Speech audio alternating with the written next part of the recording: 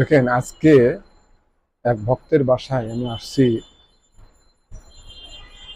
তো তার অবস্থা এতটা দরিদ্র যে আপনি চিন্তাও করতে পারবেন না।